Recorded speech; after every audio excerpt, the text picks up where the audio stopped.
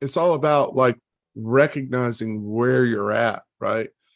In those time frames. So let me erase this, because I think a question that a lot of us had and still have to a degree is will be kind of, I'm just going to do this one with the brush. I'm not going to do it like accurately. So let's just say right here, we're in like a downtrend, right?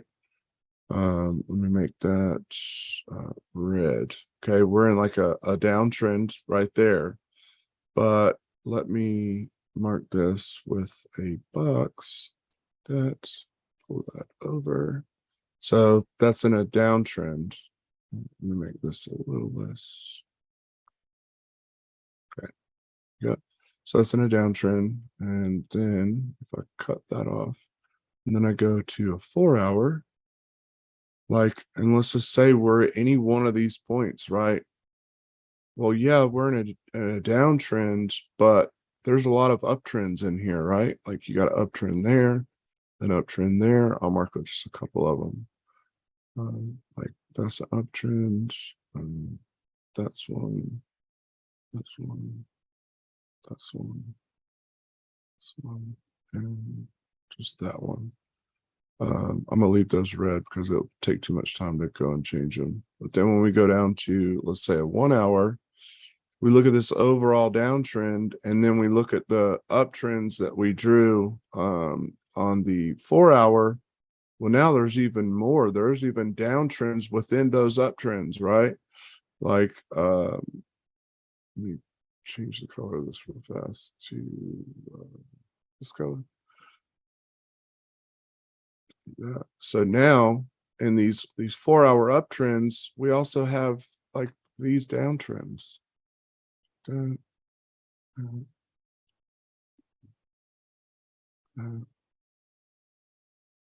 one. I'm just going to draw a couple of these here and that one.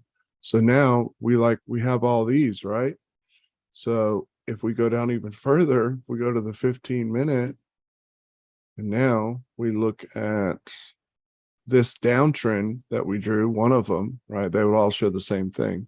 So we have an overall downtrend on the daily. Then we have an uptrend on the 4-hour. And then we have a downtrend here. Let me adjust this line.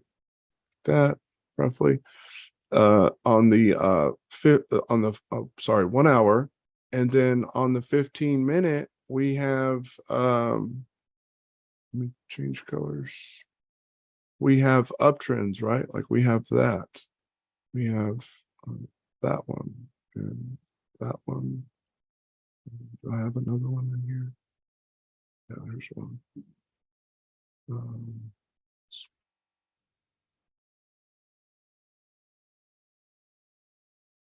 Okay. And then let me skip over some so I can cut it off again. There. So now we'll go down to the 5 if it'll let me. Yes, it will. Thank you. So now we have that overall daily, and we have the 4-hour. Make sure I get my colors right. I've done so many. Yeah, okay. Daily, and the 4-hour was the same color, red. And then we had the 1 hour, and then we had the yellow, which was the 15-minute ones. But now look what we have in here. We have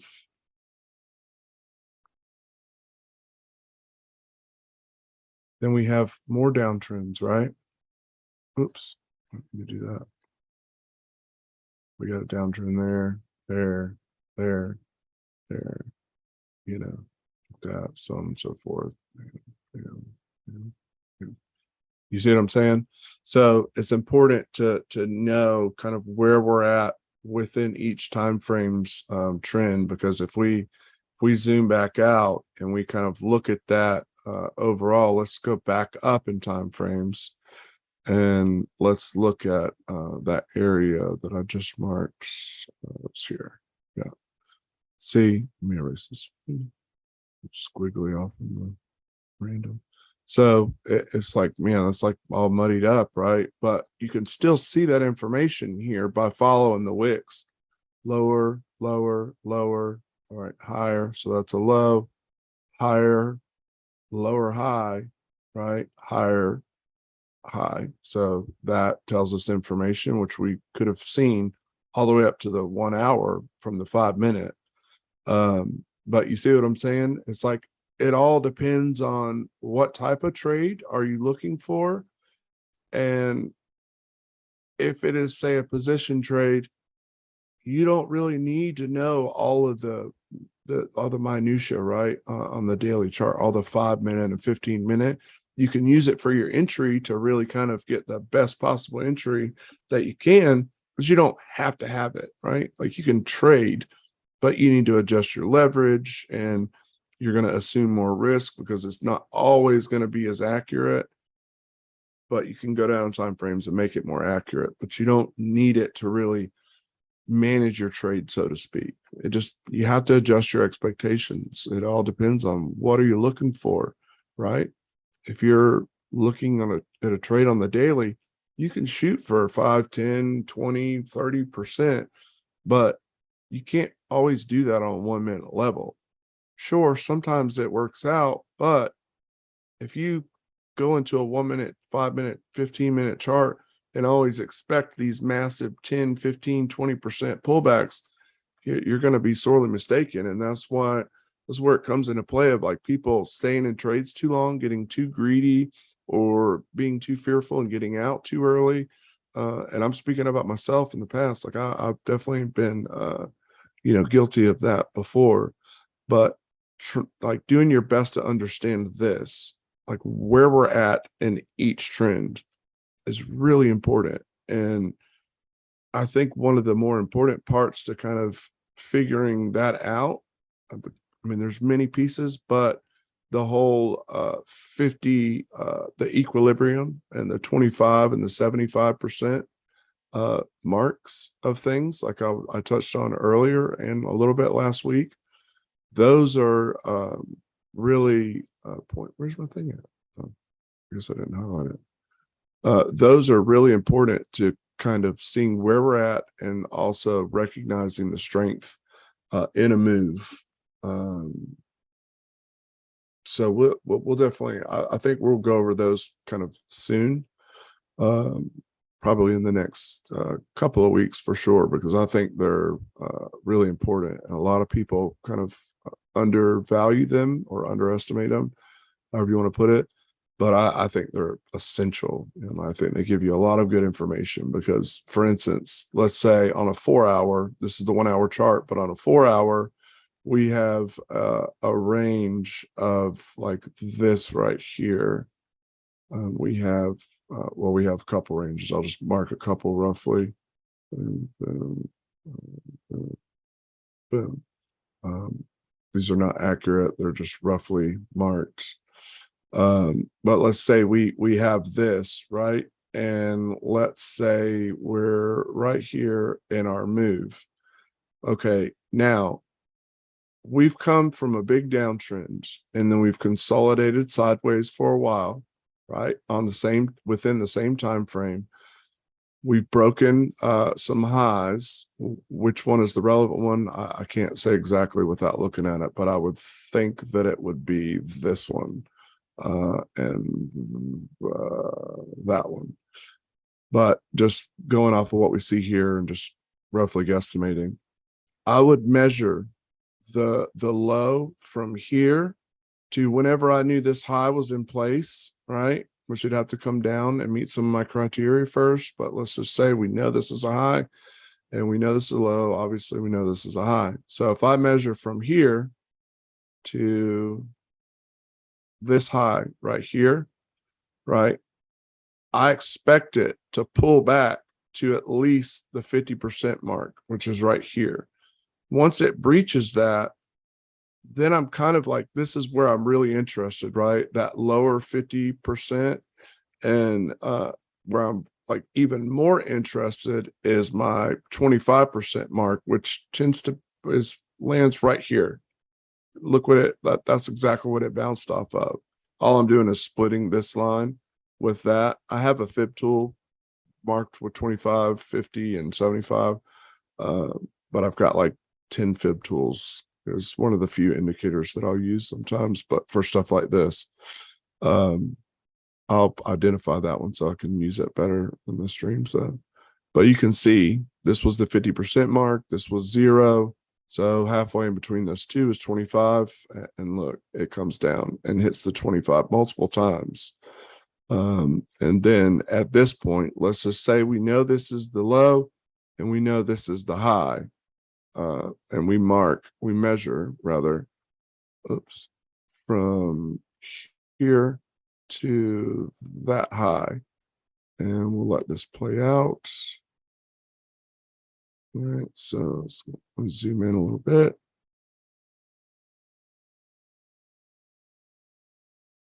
On a 1 hour, so it might go a little slow, sorry.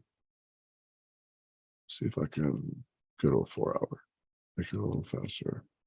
Which one did I mark? This one, yeah. Okay, so we'll just mark this one to there. Yeah, it should go out a little faster. And see, look, it has its first bounce right on that EQ, kind of back test that same area. And then bam, look, it touches like the 0% level. 0% again, roughly. The wicks through it. It's telling me it's failing, you know?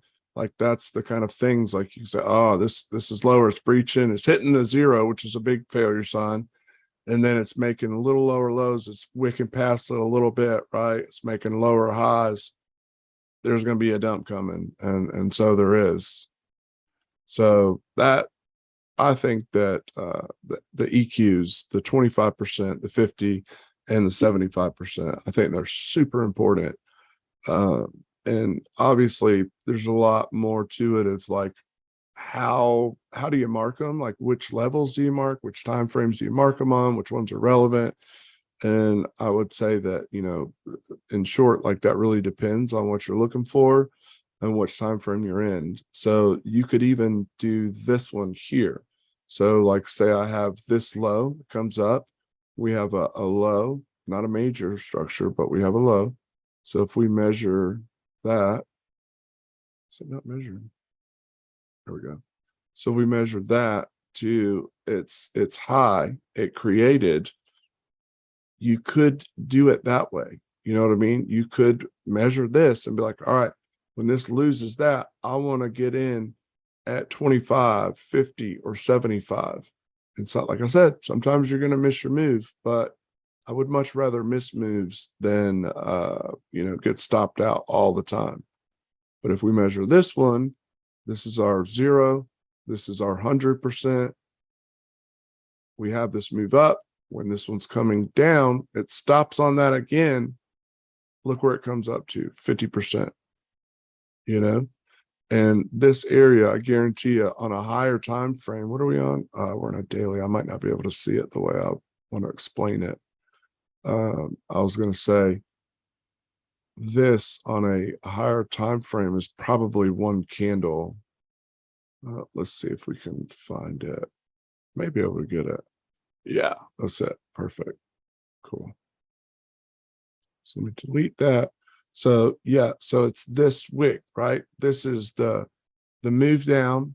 All right. We got our lowest low wick wise. Then we got a higher low, a higher low, a higher low. But on the highs, we got a high, a higher high, and a lower high. So that kind of tells us like this was the move up, and now we're starting to move down. So this is what I mean about there's a lot of ways to use the, you know, EQ premium discount kind of thing. So from this candle to wick, this is the 50% mark. The 25% mark would be right there, which is exactly what it hit. Okay. Now I could also measure from that lowest low to the highest high. And then there's the 50% mark, and you see where it almost hits. So that's my point, is like there's a lot of different ways to use them. It's just going to be dependent upon what you're looking for, what time frame you're viewing,